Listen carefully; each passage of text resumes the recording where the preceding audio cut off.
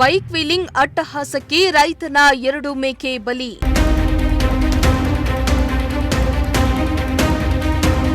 ಮೇಕೆಗಳನ್ನ ಕಳೆದುಕೊಂಡು ಬಡ ರೈತ ಕಂಗಾಲು.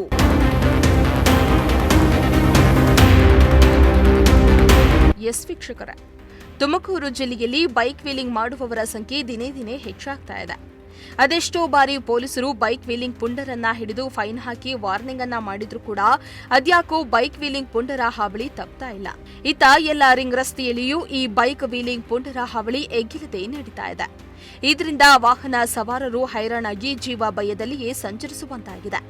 ಬಡ ರೈತನೋರ್ವನ 2 ಮೇಕೆಗಳನ್ನ ಇದೇ ಬೈಕ್ ವೀಲಿಂಗ್ ಪುಂಡರು ಬಲಿ ಪಡೆದುಕೊಂಡಿದ್ದಾರೆ. ಅತ್ತ ಜೀವನಾಧಾರವಾಗಿದ್ದ 2 ಮೇಕೆಗಳನ್ನ ಕಳೆದುಕೊಂಡ ಬಡ ರೈತ ದಿಕ್ಕು ತೋಚದೆ ಕಂಗಾಲಾಗಿದ್ದಾನೆ. ಎಲ್ಲಿ ಅಂತೀರಾ? ಈ ಸ್ಟೋರಿಯನ್ನ ನೋಡಿ.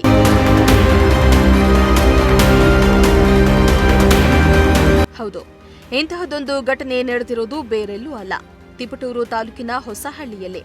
ಬಡ ರೈತ ಕಾಳೇಗೌಡ ಎಂಬುವವರಿಗೆ ಸೇರಿದ 2 ಮೇಕೆಗಳನ್ನ ಈ ಬೈಕ್ ವೀಲಿಂಗ್ ಪುಂಡರು ಬಲಿ ಪಡೆದಿದ್ದಾರೆ.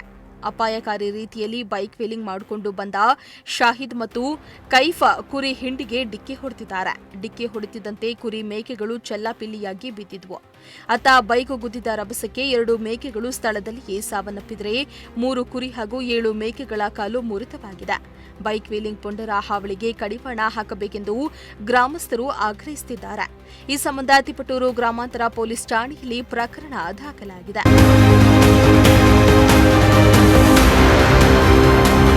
ಕೂಡಲೇ ಸಂಬಂಧಪಟ್ಟ ಅಧಿಕಾರಿಗಳು ಇಂತಹ ಬೈಕ್ ವೀಲಿಂಗ್ ಮಾಡುವ ಪುಂಡರಿಗೆ ಕಠಿಣ ಶಿಕ್ಷೆಯನ್ನ ನೀಡಬೇಕಾಗಿದೆ.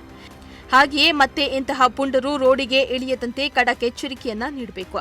ಇಲ್ಲವಾದಲ್ಲಿ ಸಾವು ನೋವುಗಳು ಸಂಭವಿಸುತ್ತಲೇ ಇರುತ್ತೆ. Bureau report, Prajashakti TV.